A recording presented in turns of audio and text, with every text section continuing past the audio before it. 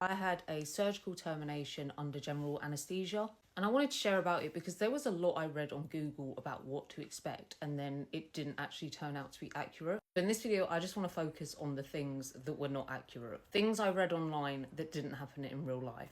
I had found out my baby was sick at 13 weeks and that I would need to get a termination for medical reasons. And by the time the surgery took place, my baby no longer had a heartbeat. One of the things I read online is that it would take 20 to 30 minutes to do the procedure. Now, I was technically 20 weeks, but the baby was measuring 22 weeks. You know, all the midwives said, you know, we believe that you know your dates, we believe you are as far along as you're saying, but they had to treat it like a 22-week procedure. And the further along pregnant you are, the longer it will take. When I went in for surgery that day, I asked how long will it take? Because I was just really anxious. How long does the procedure take? And the nurse went 8 minutes.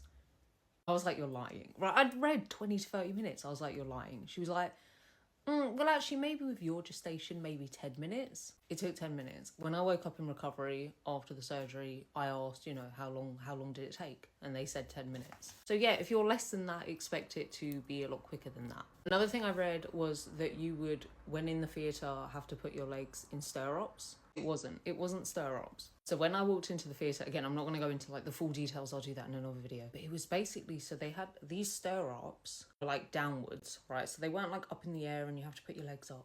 You know moon boots when people go skiing? It was moon boots taped around like these stirrup type things, and you put you sit on the bed, and they were helping me put my feet in them. It was like putting on slipper boots. They also, instead of you then just lying flat back, they had, it's almost, you know, soft play, you know, those gym mats, those blocky gym mats that are in the shapes of like circles and squares and prisms. It was like a triangle, one of those. I've got my feet in these moon boots. I'm leaning back against this prism thing, and then they lowered the bed down. Another thing I read when going under general anesthesia is when they put the medication in you. I had read a few people online saying, you know, their arm felt suddenly really hot or their arm suddenly felt really cold.